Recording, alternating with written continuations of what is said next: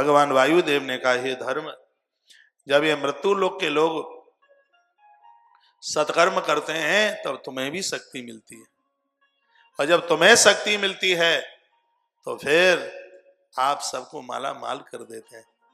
तुम्हारी वृद्धि के द्वारा लोगों की आयु बढ़ती है, तुम्हारी वृद्धि के द्वारा घर में आनंद होता है, ये वायुदेव कहने लगे। और फिर कहा कि जब अपराध होते हैं, अन्याय होते हैं, तो राक्षसों की शक्ति बढ़ती है। राक्षसों की शक्ति बढ़ती है तो पिता से पहले पुत्र दुनिया छोड़ के चला जाता है, और यह बहुत बड़ा अपराध है कि पिता से पहले बेटे की मृत्यु हो। शुभ नहीं है, ठीक नहीं है, बिल्कुल ठीक नहीं है। ये निशाचरों को, राक्षसों को शक्ति मिलती है, धरती की स्त्रियां बांझ रह जाती हैं, उनकी कोख से संतान नहीं होती।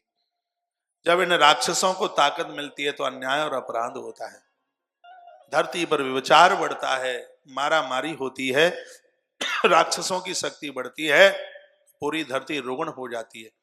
राक्षसों की शक्ति बढ़ती है तो वृक्ष फल देना बंद कर देते हैं, फलों में रस नहीं आता। जब राक्षसों की शक्ति बढ़ती है, धरती माता बांझ हो जाती है, वो अन्न धन देना बिल्कुल बंद कर देती है। जब राक्षसों की शक्ति बढ़ती है तो हम ऐसा तो ना करें जिससे निशाचरों की शक्ति बढ़े, हमें तो ऐसा करना चाहिए जिसके द्वारा देवताओं की शक्ति बढ़े। यदि युवान बच्चे मेरी बात यह सुन रहे हों तो वो बहुत ध्यान से सुन लें। मैं आग्रह पूर्वक निवेदन करूंगा, तुम्हारा दिमाग बहुत अच्छा काम करेगा, गीता पढ़िए जरूर। श्रीमद् भगवत गीता जीवन के संपूर्ण उत्तरों को दे देती है। रामचरितमानस का उत्तरकांड जीवन के संपूर्ण प्रश्नों का वो समाधान। यूं तो जो भी ग्रंथ पढ़ोगे उसमें क्या है, हमारे प्रश्नों के उत्तर ही तो हैं उसमें। एक युवान के लिए शकुन के साथ जीना, प्रसन्नता के साथ जीना बहुत ज्यादा जरूरी है। वो प्रसन्न चित्त नहीं होगा तो वो कुछ बढ़िया से ढंग के काम कर ही नहीं सकता। उसके लिए उसको धार्मिक, पारमार्थिक और सामाजिक होना चाहिए।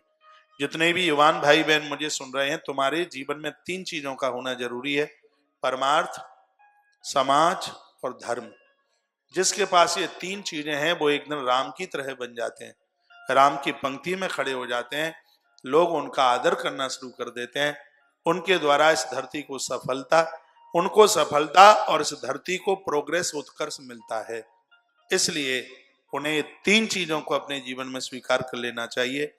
एक है धर्म, धार्मिकता, एक है सामाजिकता, समाज से जुड़े।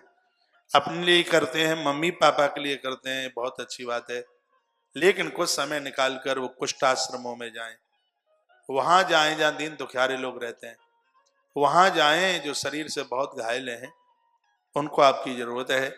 इसमें तुम्हारा तो उत्कर्ष है ही, इन सब कामों से देवों की शक्ति बढ़ती है, देवताओं की ताकत बढ़ती है।